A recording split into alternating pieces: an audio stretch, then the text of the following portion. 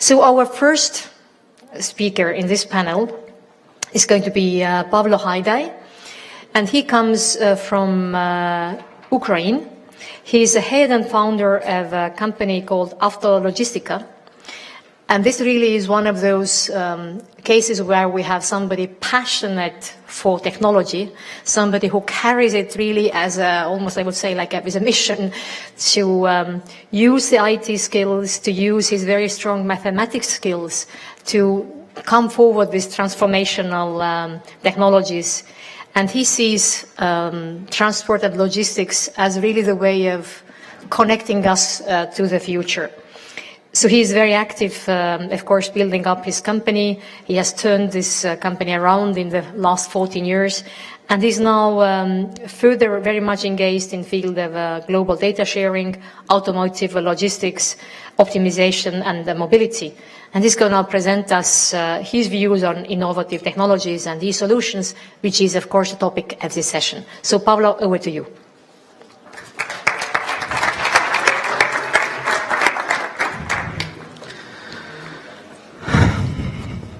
Good afternoon, ladies and gentlemen. Before I start, I have one question.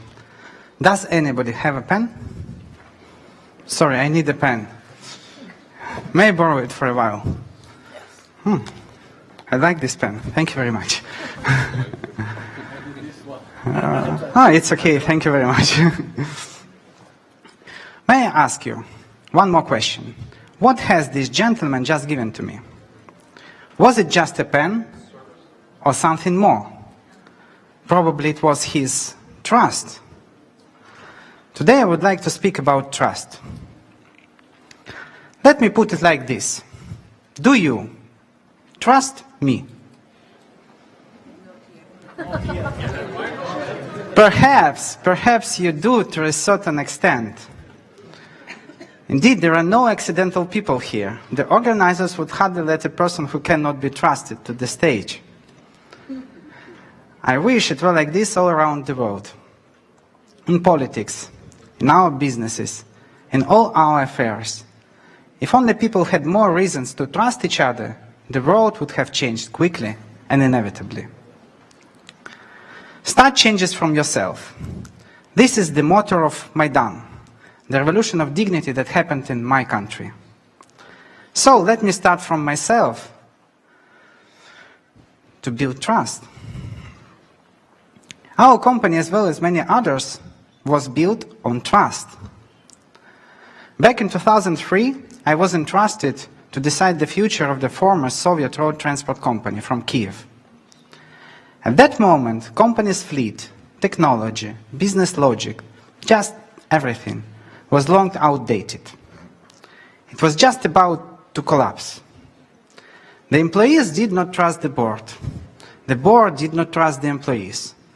Frankly speaking, I have not seen a place with less trust. And when I joined the company, we all had to learn how to trust anew. What I discovered, trust is contagious. When we had learned how to trust each other, the market and partners started to trust us too. Banks opened credit lines for purchasing equipment and construction of a new modern vehicles compound infrastructure near Kiev. One more thing, we found trustworthy partners among automotive brands. After having won trust of leading auto groups, we make a good use of it. We became the leading company in finished vehicles logistics in Ukraine.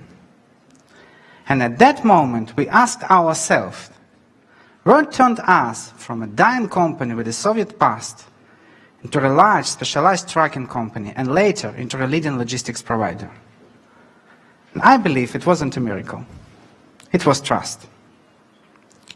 Trust kept us going during 2008-2010 economic recession, and even during the war, which is still going on in Ukraine. We also learned how to transform trust into a better business environment. We developed a variety of IT solutions that make interaction between participants of the supply chain transparent and simple. And now we are working on the new approaches in the new field that we call neo-logistics. If earlier we optimized some material flows, today we try to optimize non-material things, such as knowledge and experience or potential customers' flow. I believe the world has two options, trust or rust. If there is no trust, everything rusts. And here is the bright example. Let's have a look at transport logistics. We are trying to optimize it since 1980s. However, in most of cases we observe a kind of paradox. Delivery takes more and more time, costs rise, and suppliers become less and less reliable. So how is this possible? The reason is, you guessed my opinion, a lack of trust. Let me show how it works. The dictionary says, logistics is a science of optimization. Logistics allows to obtain best possible result within certain system. And in most of cases, it deals with a system called supply chain. Supply chain combines all flows of raw material and component parts, all flows within production plant, and all flows of finished products. And in the modern world, supply chains are huge, global systems with thousands of flows and suppliers. So, how do we reach optimization in such a big systems? All tools of the supply chain optimization conditionally fall into three categories: logistics architecture tools, processes improvement tools, and price pressure tools. The most powerful tools belong to logistics architecture category. We can reach impressive results by merging or splitting flows, choosing combinations of transport and geographical routes, setting supply technologies, or moving production tasks outside the manufacturer. However, logistics architecture tools have their time limit, something like expiry date. The reason is that all material flows on their way inevitably go through infrastructure hubs, such as ports, railway stations, compounds, and warehouses. And with time, more and more flows concentrate in the hubs we use. And this allows freight owners to cut costs exploiting those infrastructure points. However, what allows us to cut costs chains us at the same time. After many material flows have concentrated in the selected hubs, we lose the possibility to redirect and change routing. We become chained. With time, hub by hub, we lose possibility to rebuild our logistics architecture. In 10-15 years, logistics architecture of our supply chain becomes frozen, and possibilities to change it are very little. When we have taken advantage of the architectural optimization, we move forward to improve processes. I believe that improvement of processes is a very strong optimization tool. What does it mean to improve processes from an optimization perspective? It means to get rid of everything waste. Waste delays and actions, waste staff and documents, waste losses in quality, and so on. Getting rid of the waste requires lasting efforts from all participants of the transport logistics system. All suppliers need to adapt their processes to the requirements of the supply chain they are servicing. Surely, such kind of adaptation takes time. That is why those suppliers who work in the framework of our supply chain longer usually perform better and use less resources than newcomers. Unfortunately, process improvement also hits its practical bottom. Soon enough, we reach a moment when each next step requires from us unreasonably high investments. And when this moment is reached, the only optimization tool remains is the price pressure. In the modern world, with its open access to information, with Google and thousands of tendering platforms, it's very easy to impose the price pressure. We can always find a supplier who offers a better price. However, price pressure has a negative side. We cannot stop. We constantly put pressure on prices, and sooner or later, this pressure unescapably will make our suppliers leave.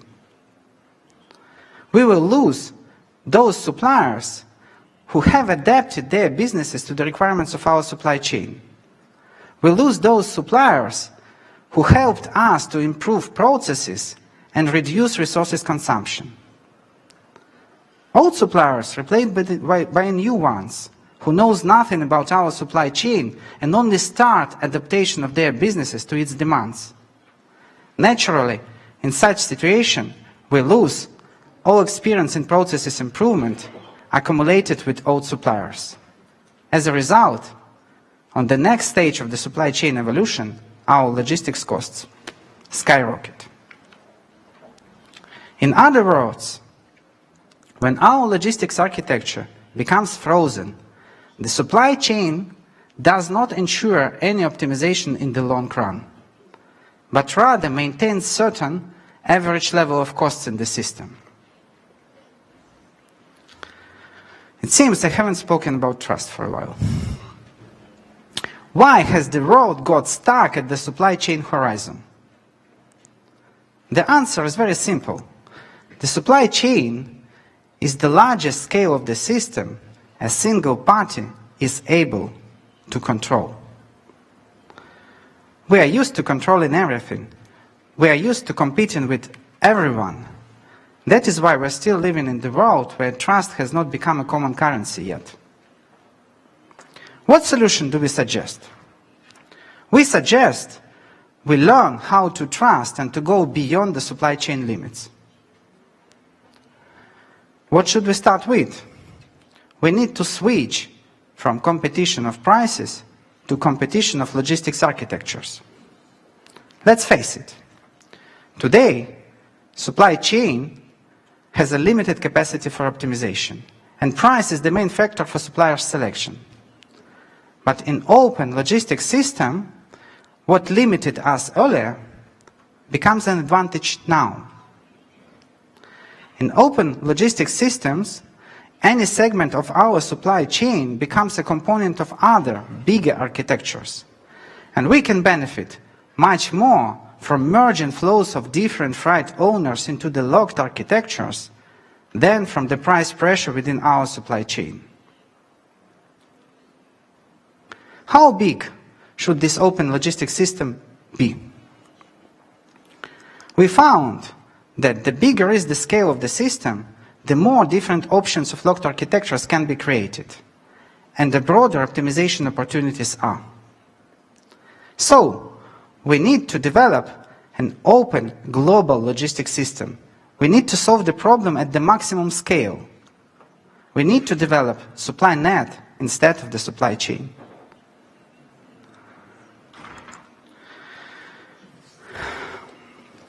We also need to create a new business environment based on a new kind of trust. Trust guaranteed by values, rules, and the technological platform. How can we join efforts in creating of such kind of environment? It's very easy. We need to learn how to compete and collaborate at the same time. This concept is called competition, and it is the essence of sharing economy. We also need to learn how to create temporary business coalitions.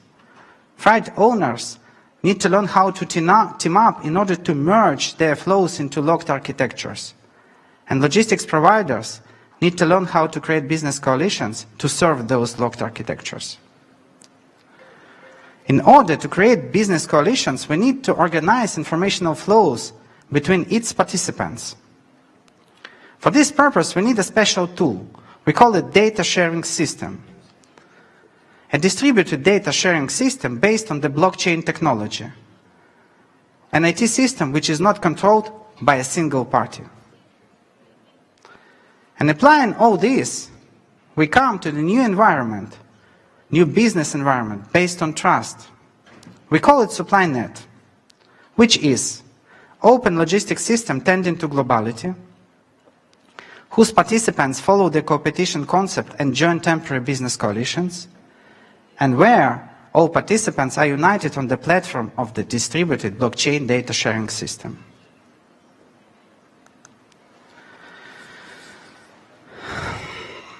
So, speaking about benefits, what do we get having created supply net? What do we get replacing distrust with trust? The supply net potentially offers an ultimate level of optimization, which is unattainable in the supply chain. We can reach such level of optimization with the help of the new tools, which never existed in the framework of the supply chain. What are these tools? First, dynamic architecture, a capability to create locked architectures within supply net. Second, sharing of everything concept. Sharing is the essence of the supply net. Third one, big data values. Collaboration within supply net will let us to create big data in transport logistics and make a good use of its values. And finally, the open software market. The supply net will provide software developers with an access to the global logistics market. As a result, we shall get a variety of IT solutions for logistics. What should we expect? The essence of competition will change. It will cease to be about price only. Merging, uniting, and collaborating to be the essence of new relations within transport logistics. What to do next? One military code of conduct says, when two officers of the same rank meet, the first one to render the salute is the smartest one. So, who will take the lead in the new global thinking? Who will break this distrust-roosted cycle? Who will start construction of the supply net in global logistics? I believe those pioneers who has that capital of trust and ready to share it with others are among us. Today, the future of logistics is in our hands. Thank you for your attention. And sorry. I would like to say thank you for your pen. And thank you for your trust. Pavel, thank you very much. Thank you. What an insightful, visionary overview how the logistics is changing, and of course your words went far beyond just logistics, illustrating in fact how the new thinking is really reshaping the way we do business, and how the trust can be built on the new blockchain technologies, distributed systems instead of having centralized systems controlled from the center only. And I think one element, Pavel, which you did not mention, but which of course comes with these centralized systems based on technology, is very much about the opportunity of the customers to give very quick feedback. And what we see now is these platform-based applications, be it the new applications allowing us as travelers to give other travelers some good advice of where to stay or where to eat. So this type of new platform-based applications with quick feedback systems, they really help build this trust, because then you also, it's not only kind of a naive trust, it's really based on the experience made by many other consumers or customers. So thank you very much for this very insightful presentation.